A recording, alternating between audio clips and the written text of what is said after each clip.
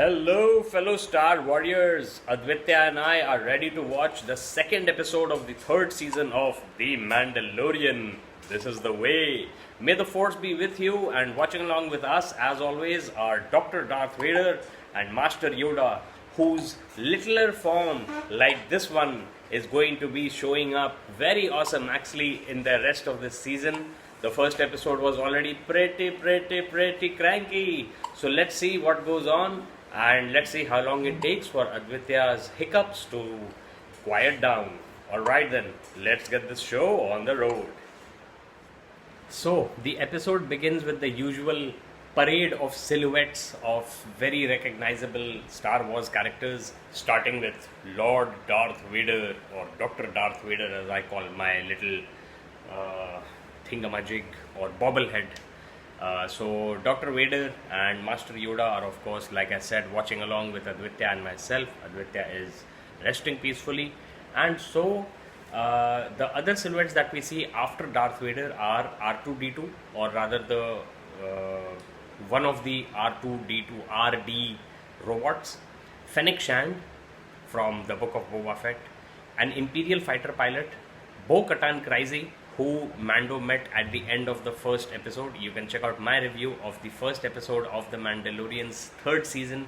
I am leaving the link in the description right at the top, so you don't have to go looking for it.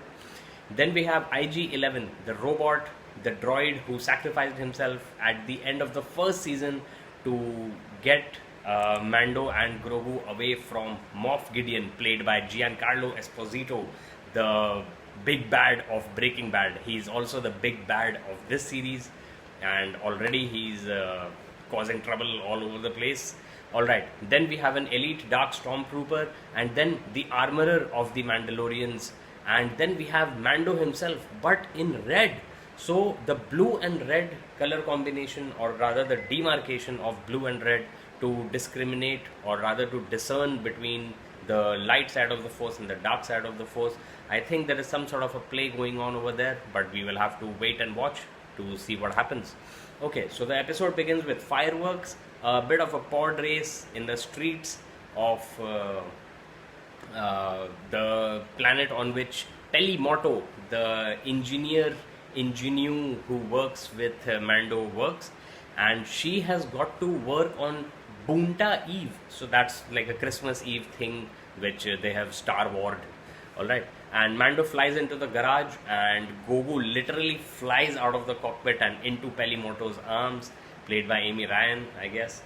So the name of our starfighter, the new one that she had made for Mando and Grogu, is N1, and that causes a lot of the storytelling causes a lot of empathy with our heroes, Mando and Grogu, and that's the best part about imagination, and the best part about such great flights of fancy, that they transport us into,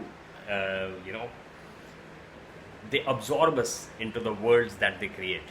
Alright, so finally the title is dropped, The Mines of Mandalore, and it reads like Mangalore, which is a city in South India, and my autocorrect while I was making my notes also changed it to Mangalore. So that, okay, Mando was raised on Concordia, which is a moon of the main planet of Mandalore, and has really never been to the holy Beskar mines. And I say holy with an E between the L and the Y, kind of like the joke that one of the Weasley twins made when he got his ear lopped off during the fight to capture Harry in the Order of the Phoenix, I guess, or maybe it was the Half-Blood Prince.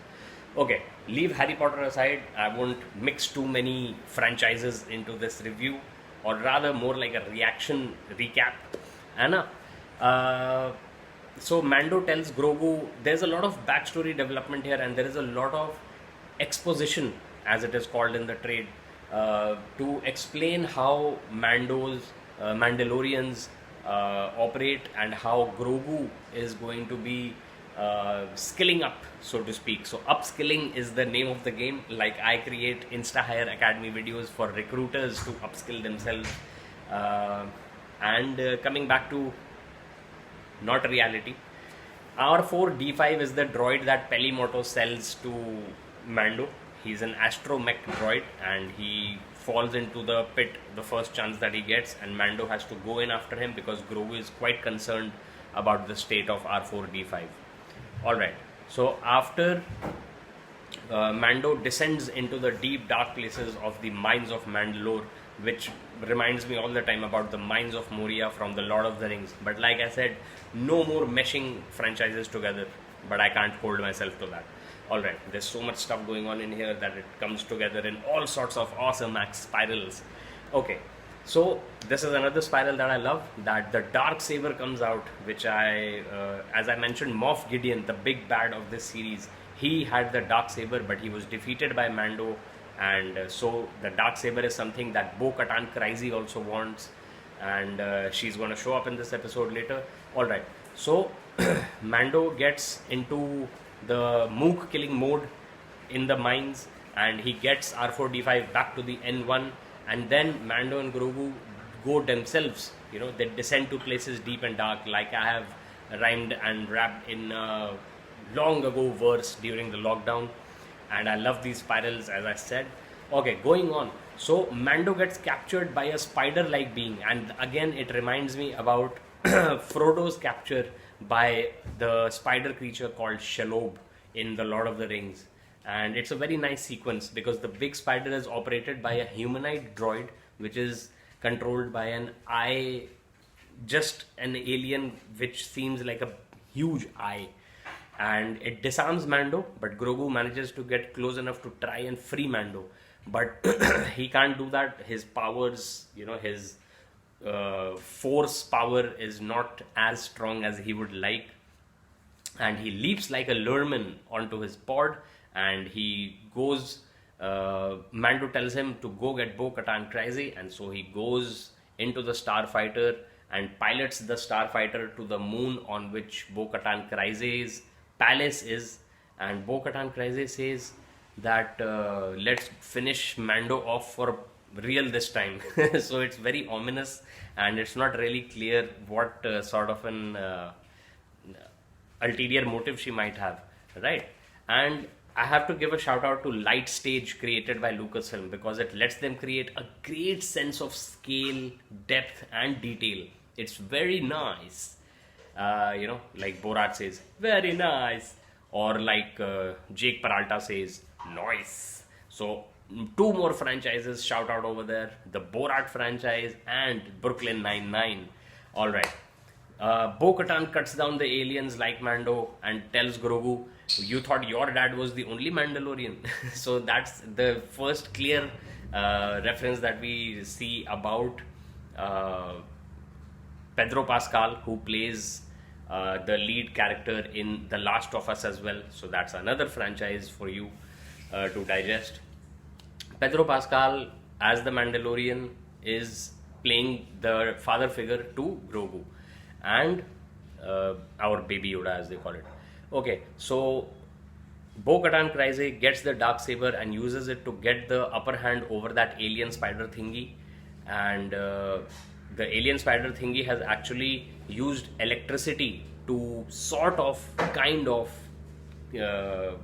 try and defeat Mandalorians, because they have a Beskar armor and it's metal, so it might be conducting electricity.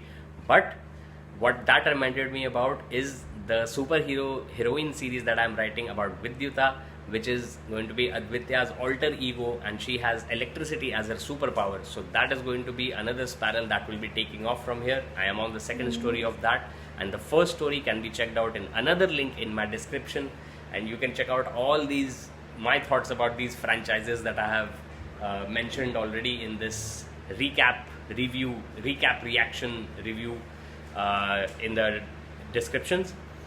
I almost predicted that the alien would survive being impaled by the Darksaber because it's a droid body, right? So the alien goes and gets into a bigger spider thingy, and then it tries to capture Mando and Bo-Katan and Grogu.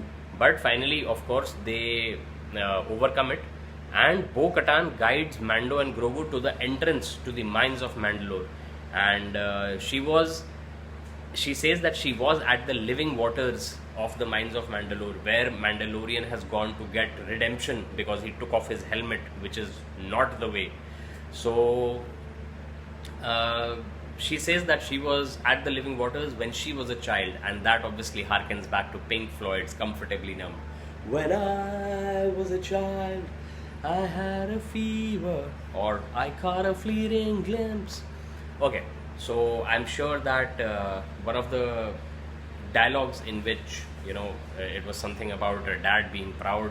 I'm sure my dad was a proud man too, and he died defending India against overseas terrorism. But coming back to Mando, lo and behold, Bo-Katan Kryze is the one who gets Mando back from the depths of the living waters, because he sinks like a stone. And on the way up, she catches a glimpse of the mythosaur or the mythosaur as well. And so even though she is very disillusioned by the rituals and the supposedly fake beliefs of the Mandalores, she might be turned into a believer. And do not confuse that with the pathetic believer crap. If you are a believer or were a believer, what were you thinking? Okay, but anyway, let that be. Everybody's creativity is their own and everybody's choices are their own. So with that, I will call this kinda long review reaction recap to an end, and I will say at the end that I'm going to pick up Advitya and sign off with my final thoughts, and see you in another video on my channel. It's the weekend, I am a little relaxed, and that is why I totally freestyled, impromptu'd this reaction recap review. But of course I went along with my notes that I noted down while I was watching the episode. Alright, so coming next up in a second is me and Advitya signing off. Make sure you smash that sub button for awesome max fun. Hang loose, namaste, take care and stay safe. We are the Akshats signing off, but after this final roundup. Alright, so that was an awesome max 42-minute episode, and we are so glad we got to watch it together. Advitya's hiccups went away pretty early towards the start of the 42-minute episode, and 42, as you know, is the answer to the ultimate question of life, the universe and everything. Yes. Alright then, so looking forward to what you thought of the second episode of the third season of The Mandalorian. The Star Wars extended universe continues to expand, as does the Akshat clan.